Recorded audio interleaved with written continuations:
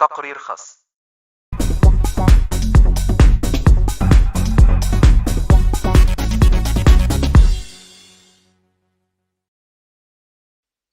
Welcome to a new planetary and seismic update. On the map we see a lot of aftershocks in the region where the major earthquakes occurred on 6 February. And we also see some seismic activity to the south and to the southeast. That's Lebanon and even further down, and also on the other side Iraq and Iran. And because of these major earthquakes, the stress distribution has significantly changed throughout the area. Now people have asked me, is there going to be a major earthquake in Lebanon or even Egypt? Eventually yes, because if you look at history, these countries are prone to major seismic activity. But we cannot say, based on the recent activity, if that is going to happen next week or in 5 or 10 years. Nobody really knows.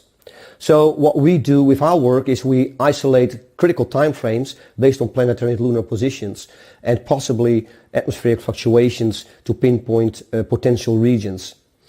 At this point we cannot possibly say whether there will be major seismic activity following those major earthquakes in central Turkey. If we look at the recent activity since the 7th, with a threshold of magnitude 5.6 and larger, we see one seismic event at the Solomon Islands. It happened after the smaller lunar peak on the 8th and really towards the higher lunar peak on late on the 9th and 10th. We had it yesterday night and early this morning. And that lunar peak will be significant in the coming days. We could see a seismic increase possibly into the 6 magnitude range, 6.4, maybe larger, 6.7. This is because the moon had a conjunction with Jupiter, and I marked that here with this green line. And these conjunctions, they can be pretty critical. In a worst case scenario, and that's a really worst case scenario, we could see a major seismic event in the next few days. It could be later today or on 11 or 12 following that lunar peak. But my estimate currently is that it will stay in the 6 magnitude range, possibly between 6.4, 6.7 roughly. Then we see critical planetary geometry further down the week.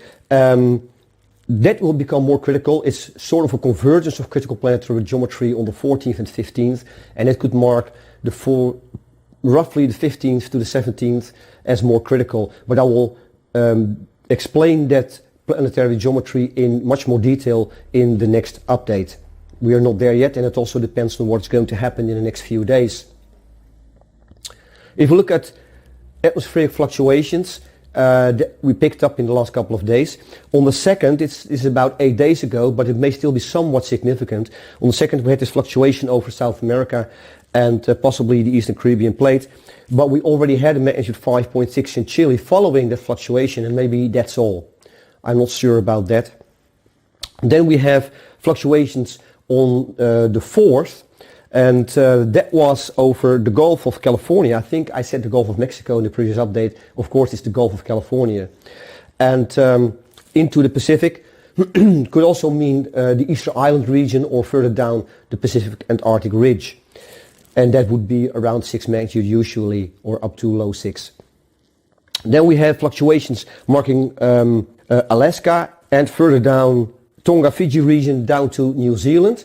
I covered these also in the previous update, and they could be significant later today, these fluctuations, because if we count 6 days, about 6 days, that we would end up on the 10th. So that could be later today or tomorrow, possibly. So these fluctuations on the 4th, again, that is possibly Mexico, Guerrero, Mexico, maybe. I'll show you another fluctuation in a minute that we picked up yesterday. And also Alaska maybe, and further down Tonga, Fiji, that's always a seismically active area. We wouldn't be surprised to see some seismic increase there, but it could also be significant for New Zealand. And that could be later today, it could be significant for later today.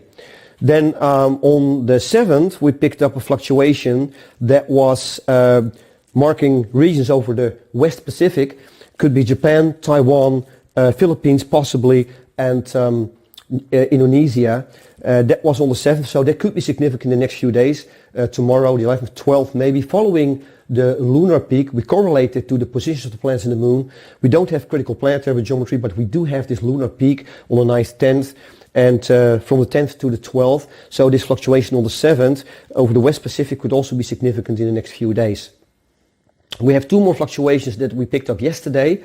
And one is again marking the region around Mexico, Guerrero, Mexico. It's a rough estimate, so it could be a bit to the north, could be a bit to the south, Central America. We cannot be more precise than that with these fluctuations.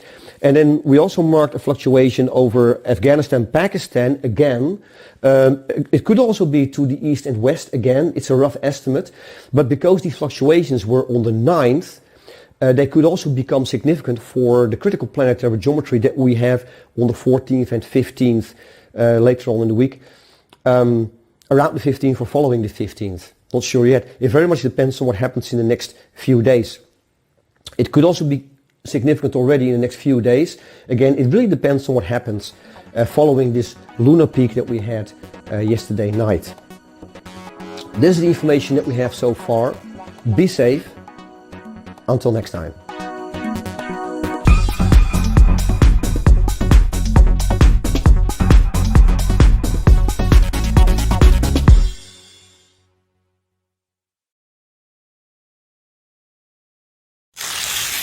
تقرير خاص